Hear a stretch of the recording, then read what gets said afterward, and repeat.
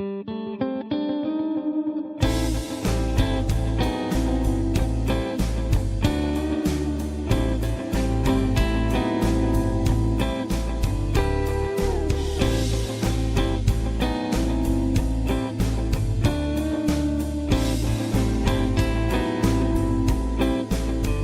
started out our trip by riding along paths from the Euro airport that serves Basel, Mohaus, Freiburg.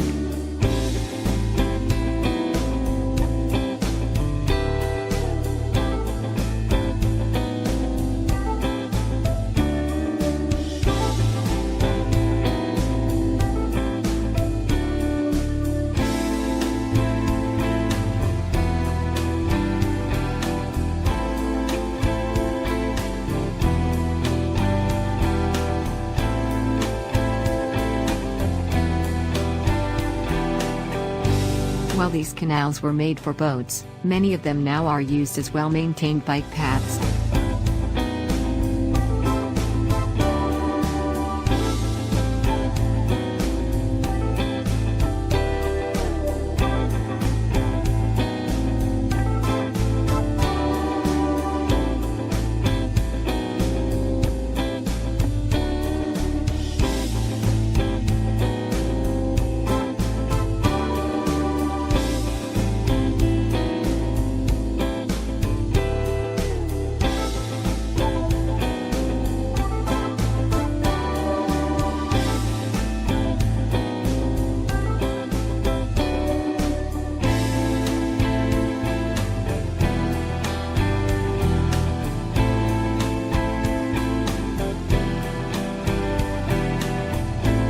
Eventually we were riding along the banks of the Rhine through the Alsace region.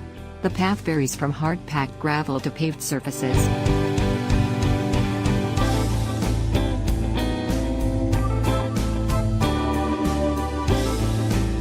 There are many tourist sites along the way, such as this place that has a few Roman ruins.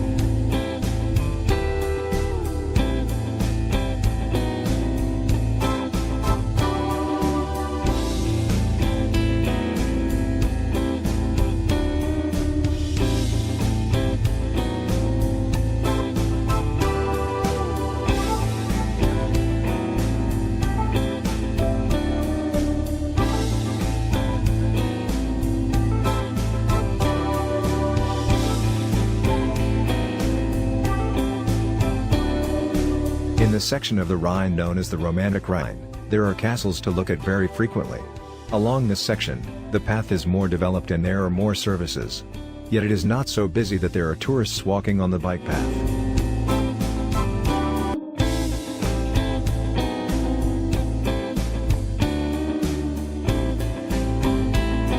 We took a day off of riding to visit the Gutenberg Printing Museum in Mainz, Germany.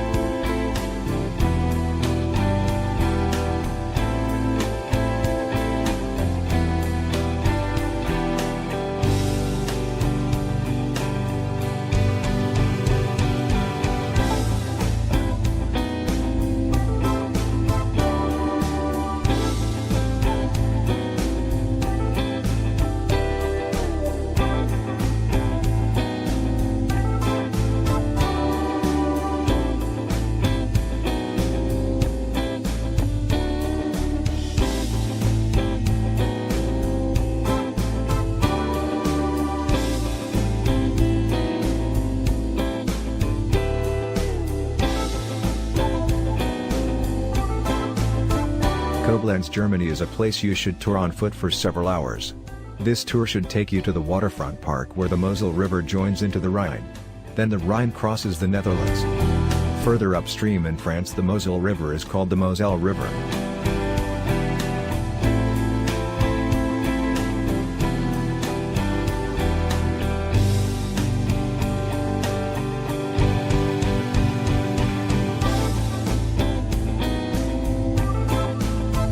Looking at castles from the shores of the Rhine is nice.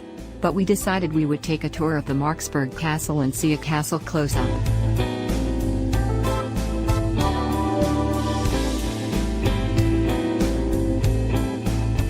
We took the train from Koblenz to the town of Marksburg. From there we hiked through Marksburg and up a steep footpath to the castle.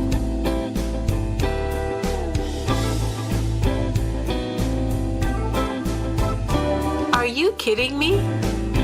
You might be off the main path. None shall pass. Go away! Bring out today! Bring out today! Somehow we ended up in the castle's graveyard, where they buried the prominent architects.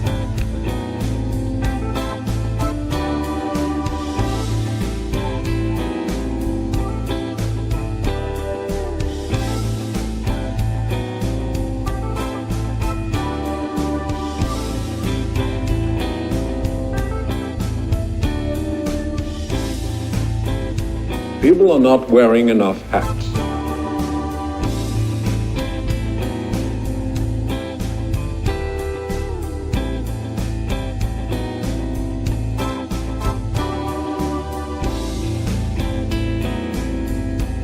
While the castle was well preserved, we felt there could have been more furnishings. From the castle, we had a great view of the Rhine.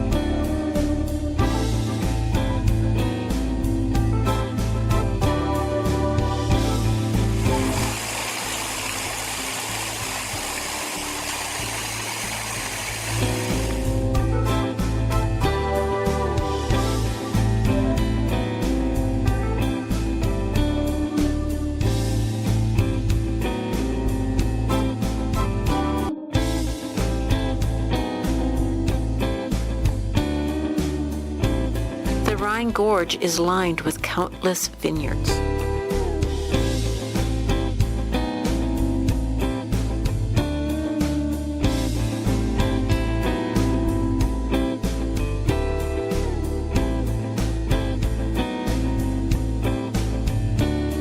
These motorized carts are used to take workers up and down the steep hillsides.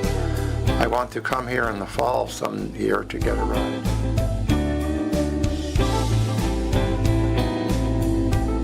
Most vineyards have a crucifix.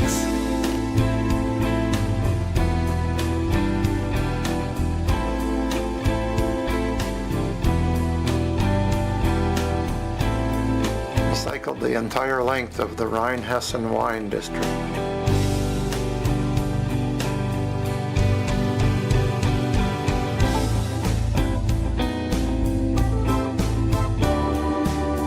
Just because he could, Tom did a challenging Black Forest day ride of 160-kilometer length with 3,000 meters of ascent. When he arrived back, he was soaked and exhausted.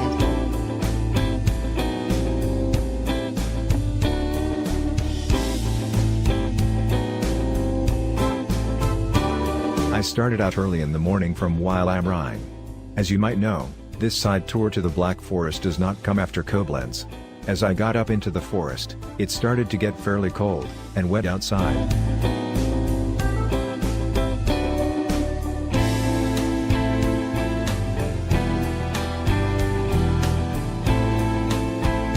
There were a few challenging grades, however, the route was fairly reasonable. I cobbled together this route by using Ride with GPS. Then I loaded it to my GPS. Everything went well until I decided to make a detour in order to avoid a busy road. The detour deteriorated into a sand path.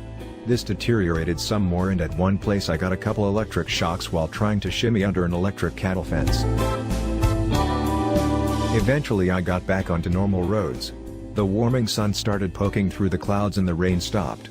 I rolled out of the Black Forest down to the shores of the Rhine and back to our base at Wal am Rhein. After a day in Koblenz, we took a fast train to Rotterdam and started riding back to Koblenz along that section of Eurovelo 15.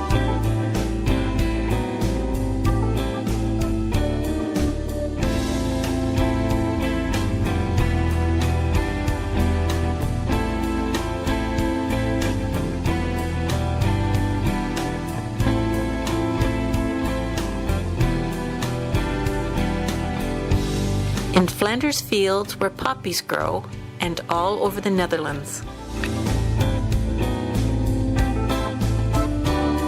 We saw many amazing thatched roofs. They were not just a pile of straw on the roof. This is the name of the bridge over the Rhine. It's called the Lek in Holland. Just a few more Baccarais and I'll look like this guy. Okay, no more Baccarai today.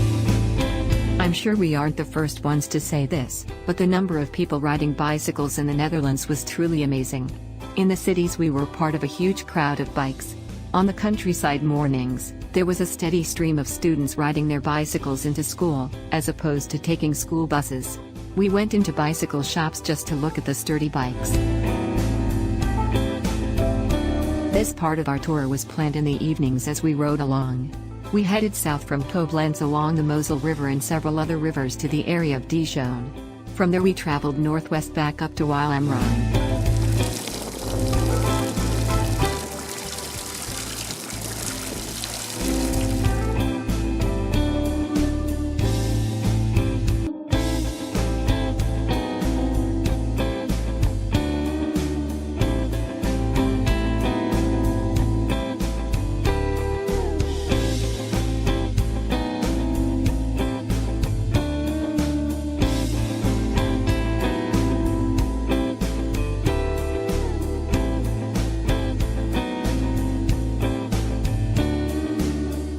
We found that in the small towns of France and Germany, most people do not speak English.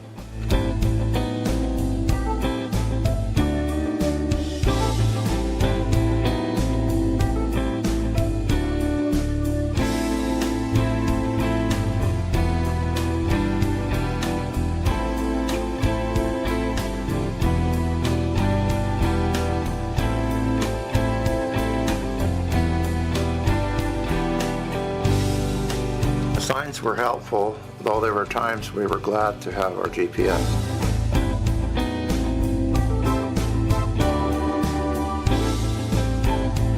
Occasionally we got off track and the going got tough.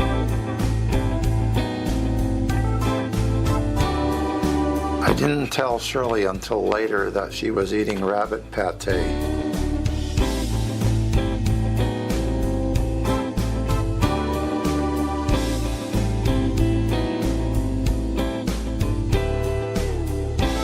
As we mentioned in our other European touring videos, it is a good plan to have accommodations that include your breakfast.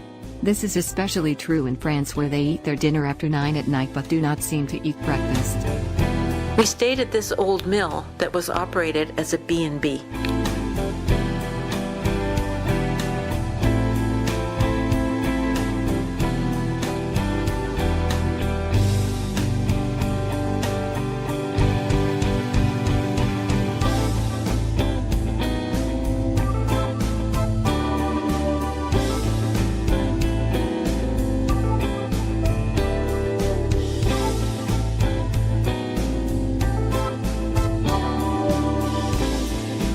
As part of our evening meal, we were provided with a bottle of wine from the region we traveled. Since this tour, the wine of this area has become a favorite of ours. Our dessert was creme brulee, but Shirley said it looked like something naughty.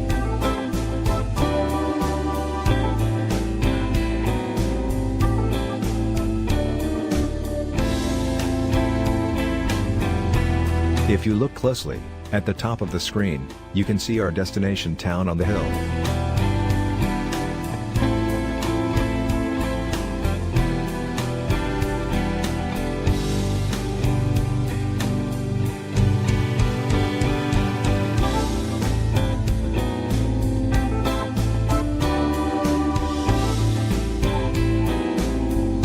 Eventually we got hungry, and that gave us the incentive to go uphill to the walled city of Langres, where we not only found food, but an incredible city.